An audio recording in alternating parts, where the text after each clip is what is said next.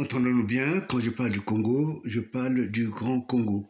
Il ne s'agit pas de ce Congo émietté par l'imbécilité d'un homme comme Sassou, qui est venu trouver une sorte de terre promise, l'a carrément phagocyté pour lui et pour ses enfants, et aussi pour son clan.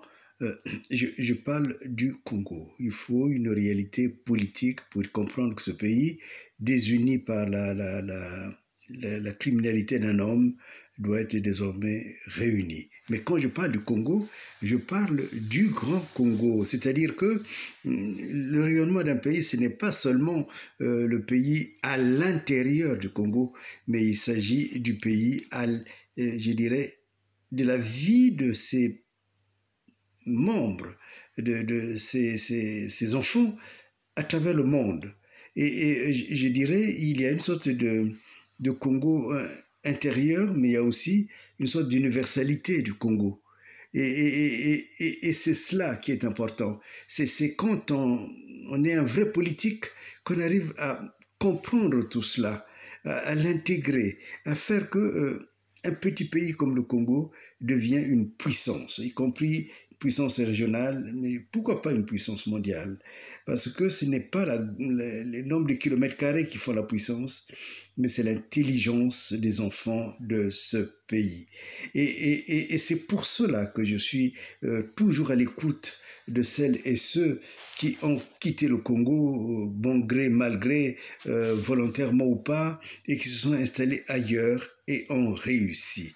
Et c'est dans ce sens que je vous propose un témoignage qu'il faudrait suivre de Madame Lee. Lee, qui est un enfant du pays, mais qui habite actuellement hors du pays, dans un pays où elle s'est installée, où s'est développée, elle a fait fortune, et il est important de comprendre que l'autre manière de faire la politique, c'est celle-là, c'est de considérer que ceux qui sont partis ne sont pas partis. Ils sont des acteurs et des actrices du rayonnement de notre pays, de notre nation. Faire la politique autrement, c'est aussi considérer que l'Afrique n'est pas seulement un berceau, ou je dirais plutôt un gisement pour ceux qui viennent de l'Europe, viennent l'exploiter pour nous revendre des choses à des prix élevés. Mais c'est de comprendre, avoir l'intelligence de comprendre que notre Congo est un gisement pour nous. Les autres pays d'Afrique qui sont remplis de minerais, de quelque manière que ce soit, mais qui sont aussi remplis d'opportunités pour se développer en affaires, font partie de notre richesse, à nous, en tant qu'Africains. Et c'est avec ces richesses-là que nous pouvons maintenant parler à l'Europe. Parler non pas avec défiance, parler non pas avec une sorte de polémologie, une volonté de faire la guerre, non, mais comme des partenaires. Quand j'avais conclu mon livre La monnaie africaine, et je l'avais conclu en disant qu'il appartient maintenant à l'Afrique d'entrer dans le cercle des nations et de pouvoir prendre conscience de sa puissance et de savoir la défendre. Et la puissance, elle est d'abord la puissance des hommes et des femmes.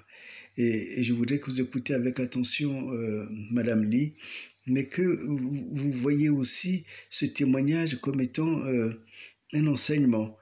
Parce qu'après tout, notre outil de travail, notre puissance, je dirais, d'investissement social, intellectuel, économique, c'est Yekola. Yekola, c'est apprendre. On apprend aussi à travers le témoignage d'une personne, à travers la manière d'une personne, comment il fait ou elle fait pour gagner de l'argent. Et souvent, on est toujours infantilisé parce que dès qu'il s'agit de sortir de l'argent, on n'est plus là. Mais apprenons à gérer l'argent. Et quand elle parle de son expérience de Wheeling Fund, il est important de comprendre. Moi qui suis spécialiste de la tontine, je sais que c'est une version rénovée de la tontine et on a besoin de cela. J'ai toujours pensé que c'est la tontine qui donnera une puissance, un effet de levier puissant pour que notre pays, notre continent, et je dirais nos enfants, dans le Congo et hors du Congo, deviennent puissants et deviennent aussi source de puissance. Bonjour la famille, bonjour tout le monde, je m'appelle Lee et je suis propriétaire d'un spa dans un pays qu'on appelle le Malawi.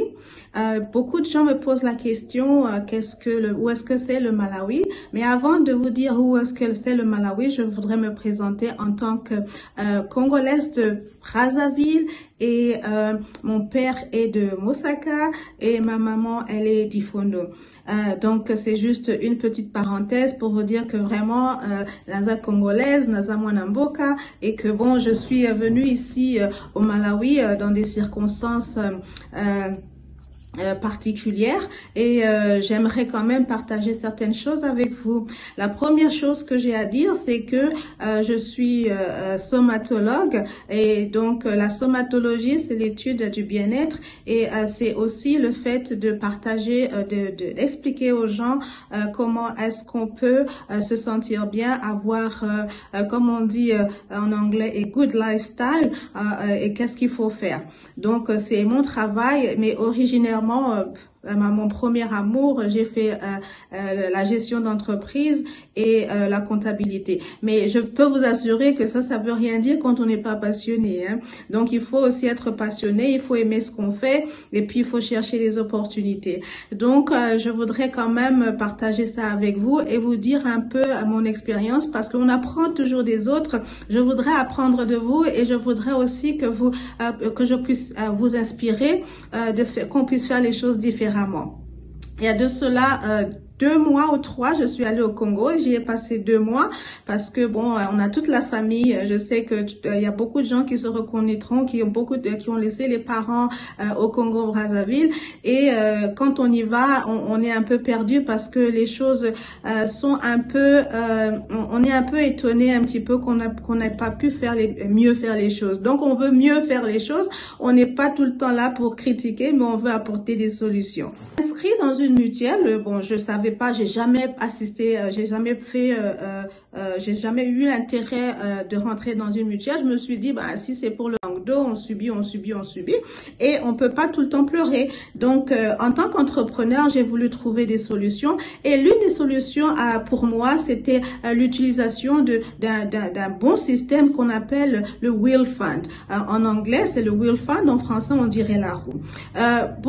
J'ai reçu beaucoup de réponses négatives à cause de la roue parce que bon, les gens à Brazza apparemment ils se sont fait arnaquer à gauche à droite et tout ça parce que bon, on leur a promis monts et merveilles avec des placements. Alors je voudrais quand même attirer l'attention des gens qui me regardent, de dire que bon, moi je suis entrepreneur et un entrepreneur c'est quelqu'un qui prend le risque.